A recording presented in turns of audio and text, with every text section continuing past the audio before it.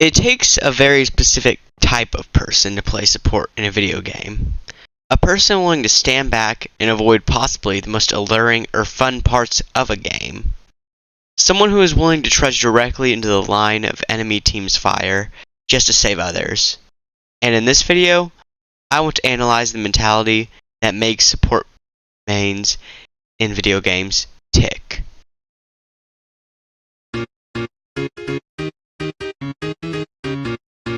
A very base instinct in humans is the instinct to care for others. This typically manifests itself in parental instincts, mainly in mothers, but it can manifest in anyone. These instincts allow for a greater level of care for children or others, and these instincts manifest with these stereotypes of an overprotective mother. But a way we can refer to this desire, this need to help others, is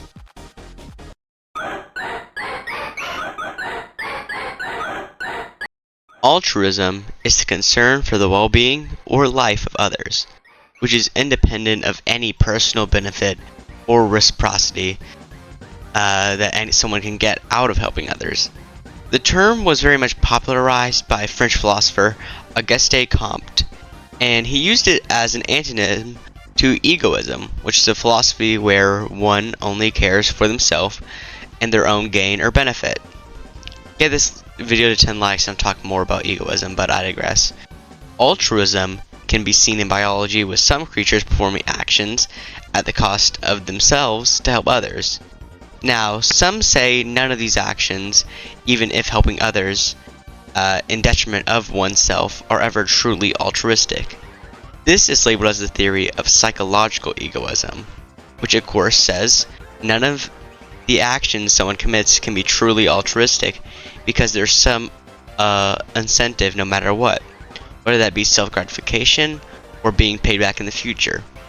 But to fight against this idea that there's always some ulterior motive and further show the mentality of a support main, I want to bring up some actions I believe were fully altruistic in nature.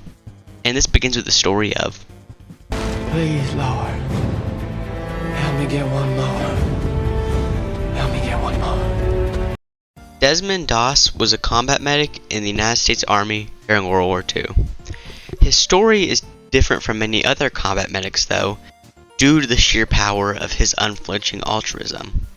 You see, Doss refused to hold a weapon at all due to his religious beliefs as a Seventh-day Adventist, which told him that killing was starkly immoral, and so he would refuse to even hold a weapon. And with that, he was in the United States military as a combat medic on his way to one of the bloodiest battles of the whole Pacific Front of World War II. In the Battle of Okinawa, while carrying no weapon at all during the battle, even after being told to retreat, he continued to save people on top of the ridge, at no benefit to himself. He saved nearly 100 wounded soldiers, and he even saved one enemy Japanese soldier. All of this was happening while he suffered a fracture from a sniper's bullet, and he has 17 pieces of shrapnel in him from kicking a live grenade away from his fellow soldiers. Desmond Doss did all of this with no thought of his own benefit for himself.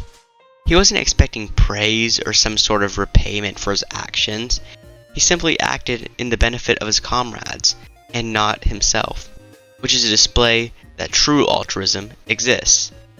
And this display of selfless nature is what's exhibited in support mains in video games. There's not really any benefit for playing support in video games. You may say possibly the sense of self-gratification you get from helping others, but I'll argue against that. If you've ever played support on a team where they blame everything on you, then you know there's absolutely nothing gratifying or rewarding about that. But does a true support main swap off support just because of the ridicule they're getting? No, they do not, because even if others actively fight against it, the true altruistic mentality of a support main leads them to help others no matter what. And to go along with this, another story that I believe speaks volumes of the altruistic mentality of support mains is the story of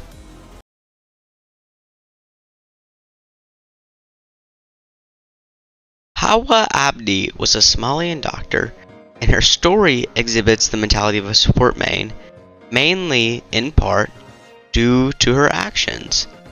In Somalia, she started the Rural Health Development Organization on her family-owned land, and it began as a free one-room clinic, but eventually it evolved into a 400-bedroom hospital. Eventually, though, in the 90s, the Somalian Civil War broke out, but she stayed behind even though other members of her family requested that she leave, and she then started a new clinic and a school for displaced orphans. As the war continued onwards, though, the clinic became a relief camp for refugees and people displaced by the war, especially during the 2011 drought, where it housed over 90,000 people on over 1,300 acres of land. The Civil War kept raging around the camp, though, and eventually, militants finally laid siege around the camp and tried to force Abdi to shut it down. But Abdi, in a stance of true rebellion, refused to shut it down, and with the help of pressure from locals and UN, the militants eventually left the camp, although they did storm the area again in 2012. This, again though, shows the mentality of a support main. In the face of danger or death or harm, a support main chooses to help others, even if it may cost themselves, simply because it is the right thing to do. But there's one last story I want to tell all of you about that exhibits the mentality of a support main. And that final story is the story of... Dang, it's dark in here. I think this might be the lights. There we go!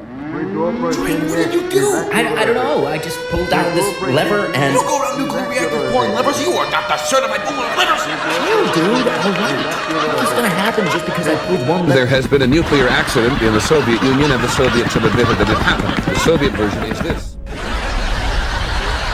Their Chernobyl Suicide Squad was a group consisting of Alexei Ananenko, Valery Bespalov, and Boris Baranov that after the Chernobyl nuclear power plant's explosion, volunteered to go into the highly irradiated and dangerous basement of the facility to drain the water that had flooded it, which if touched the core would cause a total meltdown.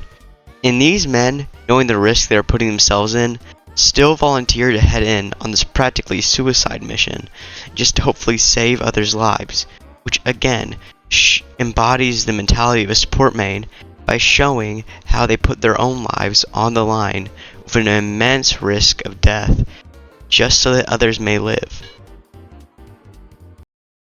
In conclusion, as you can see, the mentality of a support main embodies true altruism, which is the nature of certain humans to care for others without any expectation or want of a reward or recognition, simply because it is the right thing to do. But, thank you for watching.